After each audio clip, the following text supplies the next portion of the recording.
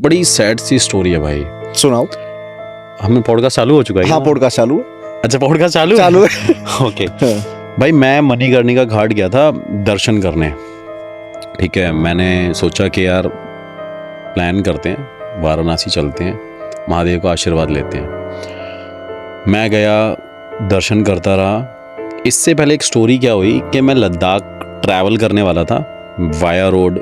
मैं लद्दाख से, मतलब कश्मीर से लद्दाख जाना था मुझे। तो जब मैं ये प्लान कर रहा था, इससे 6 महीने पहले ना मेरे पे एक मेल आ रखा था।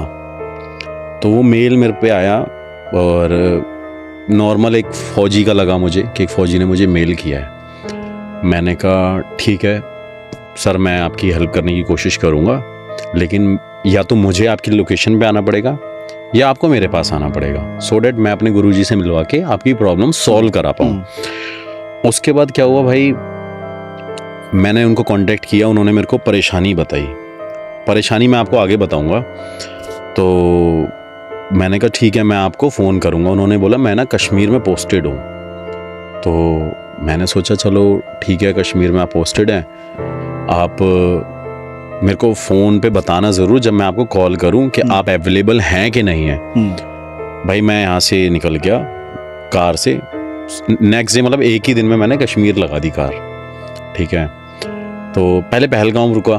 मैंने पहलगाम में उनको फ़ोन किया, उनका फ़ोन ना मिला। मैंने उन्हें व्हाट्सएप किया, उनका व्हाट्सएप ना मिला। भाई मैं 5 से 6 दिन उस पूरे एरिया में रहा कश्मीर में, डल लेक और ये सारा एक्सप्लोर किया। महादेव के लिए मैं अमरनाथ गुफा में भी प्लान कर रहा था जाने का। तो वहाँ से भाई मैं ना, मेरे को लगा यार शायद वो इंसान ऐसे ही झूठ बोल रहा है और कोई फ़ौजी वोजी नहीं था, बस शायद टाइम पास के लिए या मेरे से फ़ोन पे बात करने के लिए कर रहा होगा। ये बात मैं सच में आज ऐसे बता रहा हूँ कि उस टाइम मेरे को मतलब ये बुरा भी लग रहा था मुझे सोचते हुए टाइम। तो मैं भाई लद्दाख चला गया, लद्दाख से मैं दिल्ली आ गया। मैं दिल्ली आया, उनका मेरे पास फ़ोन आया, मैं आपको मैसेज भी दिखाऊंगा, आपको आप लगा सकते हैं, कोई बात नहीं। तो उनसे मेरी बात हुई। वो बंदे मेरे को लगा कि फ़ौज में होंगे और कि जैसे नहीं वो एक नॉर्मल पोस्ट होती है। हाँ, तो मेरे को लगा चलो यार शायद ऐसे ही बोल रहे होंगे। तो उन्होंने मेरे से बोला भाई आप चार्ज कितना लोगे? मैं आप फ़ौजी बंदे हो, मैं आपसे पैसे नहीं लूँगा। हाँ, आप ये कर सकते हैं, अगर आप मुझे अपनी लोकेशन पे बुलाएंगे तो मेरी आप टिकट्स कर देना, मेरी और मेरी टीम की। तो उस टाइम पे मेरे साथ एक गुरुजी भी थे, वो अपना मेरठ में रहते हैं। उन्होंने मेरे साथ 1-2 वीडियोस भी बनाई हैं, बट उन्होंने कभी पैसे वैसे नहीं लिए। तो मैंने उनको बोला कि चलिए गुरुजी मैं आपको घुमा के लाता हूँ। एज उनकी 80 ईयर्स है, लेकिन वो मेरे से भी ज़्यादा एक्टिव हैं। अगर आज उनको बोल दो ना आप 5 फुट जंप कर दो तो वो जंप कर देते हैं। इतने एक्टिव बंदा मैंने अपनी लाइफ में नहीं देखा। तो मैंने उनको फ़ोन किया, मैंने कहा ऐसे ऐसे क्लाइंट है, अब वो कह रहा है कि आप वहाँ आ जाओ। तो मैंने कहा यार वाराणसी तो जाना ही था दर्शन करने, मणिकर्णिका घाट भी जाना था। अगर आपको पता हो वहाँ पे एक डोम राजा स्टोरी, तो मैं वो स्टोरी एक्चुअली कवर करने गया था कि मेरे को था कि दर्शन भी करने और वो स्टोरी कवर करनी है, भले व्यूअर्स के लिए नहीं, अपने लिए। भाई बहुत क्रेजी एक्सपीरियंस होता है वहाँ पे, बहुत क्रेजी एक्सपीरियंस, बहुत ज़बरदस्त है भाई। मैंने दर्शन करे, फिर उन्होंने क्या किया, मेरे को फ़ोन किया। मैं फ़ोन से गया भाई, अपना गाजीपुर पड़ता है, गाजीपुर अपना वाराणसी से 2-2.5 घंटे का ट्रैवलिंग करके हम गाजीपुर पहुँचे। भाई आप मानोगे नहीं, मैं जब उस इंसान से मिला, वो बुलेट लेके आया बंदा, उसकी 6.2 हाइट, उसकी बॉडी ऐसी, और मैं उसके सामने ऐसे, मैंने भाई जी आप 6 फुट 2 इंच बहुत होता है। हाँ भाई इतनी हाइट। और उसके बाद क्या हुआ, मतलब पर्सनैलिटी उसकी ऐसी इंसान की थी कि मुझे लगा यार कि क्या बंदा ये। और भाई आप मैसेज देखना भी, मैसेज पे उन्होंने सिर्फ हिंदी में लिखा हुआ है सब कुछ।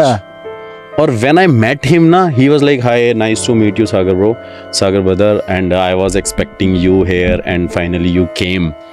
आई वाज लाइक भाई कि ये इंग्लिश बोल रहे हैं और ये हिंदी में बात कर रहे हैं, और मुझे लगा था कि शायद कोई नॉर्मल फौज से इंसान होगा। फिर उन्होंने मुझे अपनी स्टोरी बताई कि भाई मैं फ़ौज में था, मैं मतलब चलो पब्लिकली बोल देते हैं, लेकिन मैं इंडिया के पहले जितने भी रॉ एजेंट्स थे मैं उनको ट्रेन करता था। मैं शॉक्ड हो गया। मैंने कहा भाई आप कह रहे हैं मैं सबको ट्रेनिंग करता हूँ, मैं कमांडो को ट्रेन करता हूँ बेसिकली। जितने भी आज के टाइम आप देख रहे हो ना मोदी जी के साथ में या उनके साथ में, मैंने कई लोगों को ट्रेन किया है। भाई मैं शॉक्ड हो गया कि मैंने कोई ऐसे ही नॉर्मल बंदा समझा। तो मैंने कहा जी भाई अब प्रॉब्लम बताइए। कह रहे घर चलिए आप मेरे। भाई मुझे अपने गांव लेके गए। मैं उनके गांव में गया। तो गांव में जाने के बाद क्या हुआ कि घर में एंटर करते ही उनका एक भाई था, वो भी अच्छी पोस्ट पे ऑफिस में किसी ऑफिसर रैंक पे ही था, शायद कर्नल या मेजर था। तो क्योंकि स्टोरी हो गई, टाइम हो गया थोड़ा, तो मैं उनसे भी मिला। तो मैंने कहा चलो ठीक है मिल लेते हैं। फिर मैंने बोला भाई आप ना स्टोरी बताइए प्लीज़। अब आप स्टोरी पे आ जाओ। भाई मैं स्टोरी पे उनको फोकस डालने को बोला। मैंने भाई अब स्टोरी बताओ यार, आपने इतनी दूर से बुला लिया मुझे। और एक्चुअली वो ट्रैवल टाइम हमारा, और उस टाइम पे मेरे साथ एक लड़की भी थी जो हमारे साथ ट्रैवल कर रही थी, मेरी कैमरामैन मतलब फ्रेंड भी थी, कैमरामैन भी थी, और अंकल भी थे वो जो पंडित जी हैं, मैं उनको अंकल जी पंडित जी बोलता था। तो उनको मैंने बताया था कि एक बंदा बहुत परेशान है और हमें वहाँ जाना ज़रूर है। उन्होंने मेरी टिकट विकेट सब भेज दी थी। तो मैंने कहा चलो यार चले जाते हैं। फिर उन्होंने बोला भाई आपको पैसे कितने चाहिए ये बताओ, स्टोरी सुनाने से पहले। मैंने भाई आपसे पैसे नहीं चाहिए। मैंने आपको तो मैं जो समझ रहा था वो हो ही नहीं। तो कहते कि बस भाई आपकी ना ज़रूरत थी मुझे। आप मानोगे नहीं मेरे रोंगटे खड़े हो रहे हैं। उस इंसान ने मुझे ये बात बोली कि सागर भाई मैं आपके नंबर के लिए रात भर रोया हूँ कि आपका मेरे को नंबर मिल जाए। मैं ये नहीं कहता मैं बहुत बड़ा इंसान हूँ, मैं भगवान तो हूँ नहीं, मैं भी एक इंसान हूँ, एक सोर्स हूँ मैं भी, बिल्कुल किसी की हेल्प कर सकता हूँ। भाई उन्होंने मेरे को बोला मैं रोया हूँ लिटरली, मैं आपकी वीडियो देखता था तो मैं रोता था कि मुझे इस इंसान का नंबर मिल जाए। कह रहा और हम इंस्टाग्राम फेसबुक ये सब नहीं चला सकते। ओके क्योंकि भाई वो उनकी कंडीशंस होती है ना कि उनको कोई ट्रैक ना करे। और आप कभी भी देखना आर्मी और ऑफिसर्स बड़ी रैंक के लोग ये सब नहीं चलाते हैं ज़्यादातर। दो भाई थे वो, उनके फादर और उनके ब्रदर। तो कह रहे मेरे चाचा जी थे, वो 21 साल की उम्र में घर छोड़ के चले गए और वो आज तक लौटे नहीं हैं। मैंने कहा अच्छा ठीक है, मतलब हो सकता है कोई रीज़न हो। तो कह रहे सिर्फ गुस्सा होके गए थे अपने मेरे दादाजी से और घर वालों से। मैंने कहा ठीक है।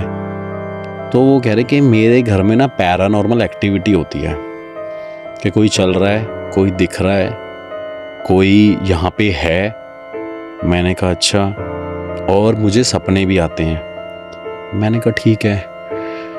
भाई उन्होंने कई लाख रुपए खर्च कर दिए अपने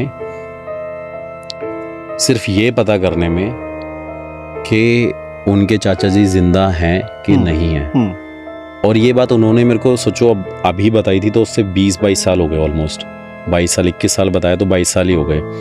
तो 22 साल पहले वो गए हुए थे। तो मैंने कहा ठीक है भाई। तो कह रहे हैं कि मेरे जो दादाजी हैं, उनके फादर साहब नहीं हैं, मेरे जो दादाजी हैं वो एक रूम में हैं, आप उनसे मिलना चाहेंगे? मैं भाई शॉक्ड हो गया जब मैं उनके दादाजी के रूम में गया। तो आप मानोगे नहीं, ये पूरा जितना स्टूडियो है ना, पूरे रूम में सिर्फ वो जो बड़े बड़े अवार्ड्स नहीं मिलते 26 जनवरी को, और क्या कौन कौन से अवार्ड्स बोलते हैं उनको, भाई बड़ी बड़ी ट्रॉफीज अवार्ड्स, पूरा रूम भरा हुआ उनका। तो मैंने बोला ये भाई क्या है, मैं ऐसे हो गया उनके घर में, ये भाई क्या है। तो कह रहे मेरी फैमिली का बैकग्राउंड जितना है, जब ये आर्मी मतलब बनी थी तब से लेकर अब तक हमारी फैमिली ने कसम खा रखी है हम सिर्फ आर्मी को सर्व करेंगे, हम सिर्फ नेशन के लिए रहेंगे। तो मैंने बोला ये तो भाई बड़े बड़े आपको अवार्ड्स मिल रखे हैं, पद्म भूषण और ये सारे, उन्होंने मेरे को दिखाए भी। मैं शॉक्ड हो गया। मैंने बोला यार बताओ, एक फैमिली जो ये सब कर रही है, एक देश के लिए सेवा कर रही है, और एक इंसान सिर्फ एक इस बात के लिए परेशान है। भाई मैंने वहाँ पे इन्वेस्टिगेशन भी करी, अभी आपको बताता हूँ, बड़े ट्विस्ट हैं स्टोरीज में। लेकिन वैसे एक चीज मैं बोलना चाहूंगा बनारस में सबसे ज्यादा पद्म भूषण मिले। हाँ, और पद्म भूषण की गली है वहाँ पे बनारस में। हाँ, उनका घर भी वहीं है। एग्जैक्टली, उनका घर भी वहीं है, बनारस में भी है, लेकिन वो गाँव था क्योंकि उनके वहाँ दादाजी रहते थे। मैं भाई रूम देखा, मैं रूम देख के हिल गया। फिर उनके दादाजी रोते हुए आए, स्टोरी बता रहे अपने बारे में। भाई मेरी आंखों में आंसू कि मैं ऐसे इंसान को सुन रहा हूँ और मेरे को बुरा लग रहा है। वो शायद वीडियो भी होगी, अगर स्टोरी रिकॉर्ड मैंने करी थी, चुपचाप करी थी, वो कुछ बता रहे हैं, अगर होगी तो मैं आपको भेजूंगा। ठीक है। तो मैंने सुनी उनकी स्टोरी, तो उन्होंने बोला कि बेटा बस मुझे ये बता दे कि मेरा बेटा जिंदा है या नहीं है। मैंने कहा ठीक है मैं पता करता हूँ। कह रहे हमें पिंडदान करना है उसका, मेरे मरते मरते, क्योंकि उनकी एज ऑब्वियसली 90 क्रॉस हो गई थी, कि मैं जाते जाते अपने बेटे का पिंडदान कर जाऊं, और अगर वो जिंदा है तो बता दे। भाई अब ये सोचो, ये इतनी बड़ी बात को, उस इतनी बड़ी बात का कंफर्मेशन मैं कैसे दे दूं, हाँ बिल्कुल, और ना भी कैसे बोल दूं, बता दो। राइट। मेरे साथ में जो पंडित जी थे उन्होंने मेरे को बोला कुछ कि ऐसी सी चीज़ें हैं। मैंने उनको बोला कि आप अपने अंदर रखना। फिर मैंने फ़ोन किया अपने गुरुजी को, रात को फ़ोन किया अपने एक बंदे को, मैंने गुरुजी के घर जा आज, क्योंकि वो टाइम मेरे लिए एक ऐसा टाइम था भाई, मैं इतना इमोशनल हो गया कि वो बनारस से जुड़ी कहानी है ना, जैसे कि आपकी वीडियो देखी थी, तो वही बनारस की स्टोरी वाली बात याद आ गई।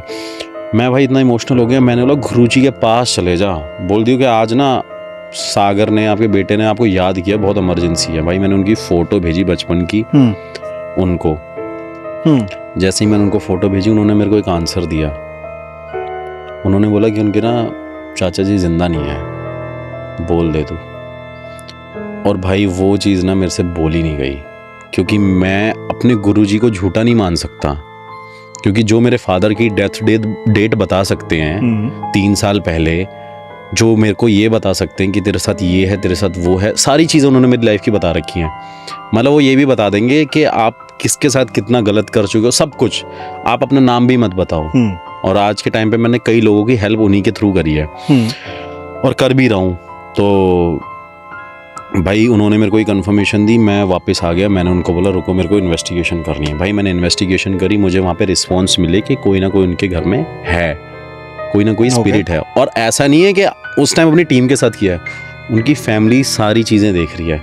क्या नोटिस हुआ वहाँ? ट्रांसपेरेंसी है उसमें कि हाँ भाई वहाँ पे कोई साइन आ रहे थे कि मैंने पूछा कोई स्पिरिट यहाँ पे है, लेकिन मैंने ये चीज़ नहीं पूछी कि आपके चाचा जी हैं या नहीं है, क्योंकि अगर मैं ये बात पूछता तो उससे कंफर्मेशन क्या मिलती कि वो अब नहीं है, लाइव नहीं है। भाई मैंने जैसे ही वहाँ से डिसीज़न लिया, मैंने उनके दादाजी की स्टोरी सुनी और मेरी आंखों में आंसू चल रहे हैं। मैं जब जैसे ही उन्होंने रात को मुझे स्टेशन पे छोड़ के आए, 3 बजे मैं स्टेशन पे चला गया, होटल ले रखा था हमने, मैं वहाँ पे चला गया। बट उन्होंने मेरे को कंफर्म कहा मेरे गुरुजी ने। मैंने कहा ठीक है, लेकिन मेरा दिल नहीं माना। और आज भी वो इंसान अभी पोस्टेड कहीं और हो चुके हैं, उनको मैंने अभी फिर बुलाया परसों मेरे एक और कामाख्या देवी से गुरुजी आ रहे हैं। मतलब मैं उनसे भी ज़्यादा किसी की शक्ति नहीं मानता। स्पेशली मैंने उन्हें साल में वो 25 दिन बाहर रहते हैं, जिसमें मैंने 5 दिन उनके मांगे और वो मेरे घर रुकेंगे, और वो 5-6 लोग आ रहे हैं। सारा स्पॉन्सर किया है मैंने, उनको बुलाया है। और अब मैंने उनको भी बुलाया कि एक बार आप ज़रूर आना, कि मैं एक बार उनसे कंफर्मेशन ले लूँ, फिर मैं बताऊंगा कि वो ज़िंदा है या नहीं है। लेकिन घर में जो साइन मिले वो किसी स्पिरिट के थे, ठीक है। 2 जगह से कंफर्मेशन ली, और जो मेरे साथ पंडित जी गए थे उन्होंने भी ये बोला कि वो नहीं है जिंदा, जो मैं देख पा रहा हूँ। मेरी हिम्मत नहीं हुई उस इंसान को बोलने की, लेकिन जैसे उनका दिल नहीं माना ना कि वो नहीं है, तो ऐसे ही मेरा दिल नहीं माना। मैंने अपने हर किसी को झूठा मान लिया कि शायद ये सब गलत बोल रहे हैं, या तो वो ये कह लो कि एक सेटिस्फेक्शन के लिए कि मैं भी उनको नहीं देख सकता। और भाई आज के टाइम पे ना, आज की जनरेशन, आप सभी लोग हो गए, अगर कोई इंसान मरता है, देखो दोस्त होंगे वो 10 दिन रोते हैं, ठीक है, पड़ोसी होंगे वो तो 1 दिन रो लेंगे क्योंकि उन्होंने आस पड़ोस में देखा हुआ होता है, जो रोने वाले लोग हैं। गर्लफ्रेंड होगी वो 2 महीने रो लेगी, मूव ऑन कर जाएगी। बाप होगा वो 3 महीने रो लेगा, लेकिन माँ है जो धीरे धीरे साल भर लगा देती है अपने बच्चे बेटे किसी को भी खोने के उससे। तो भाई उन्होंने ये चीज़ एक्सपीरियंस कर ली कि वो 21 साल तक उनके साथ नहीं है, लेकिन उनका जो भतीजा है, उनके जो फादर हैं, और उनका जो मतलब एक और छोटा भाई था उनका जो आर्मी में थे, भाई वो लिटरली रोते थे। वो मेरे को स्टोरी बताते बताते रो रहे हैं, और 21 साल हो गए उस बात को। भाई आज की दुनिया में ना, मैं आपको रियलिटी बता रहा हूँ, ये तो ऊपर भी भगवान कहते हैं कि जो इंसान है ना वो ज़्यादा से ज़्यादा 1-2 महीने रहता है, कोई किसी का नहीं है, सब ने एक दिन चले जाना है, वो वाली कहानी है। तो वो भाई इंसान आज तक रोड, तो मैंने ऐसा इंसान अपनी लाइफ में नहीं देखा। तो बाद में उनको फिर बताया? उनको अभी बुला रखा है, क्योंकि अब मैं चाहता हूँ कि अब वो थोड़ा सा और इस चीज़ को, मैंने उनको बोला मेरा जो भी आंसर होगा ना आप उनके सामने रखना और मजबूती से होके सुनना, कि कम से कम आपको ये ना लगे मैंने जो गया वो गया, और अगर वो गए तो आप उनका रिचुअल पूरा करो और बस माफ़ी मांगो, कभी आपसे भी कोई गलती हुई हो तो माफ़ करना, और अपने दादाजी को भी समझा देना बस। और अगर नहीं गए, एग्जिस्ट करते हैं, तो आप एक काम करना, अपना खुश रहो, मस्त रहो, 2 ही चीज़ कर सकते हो आप।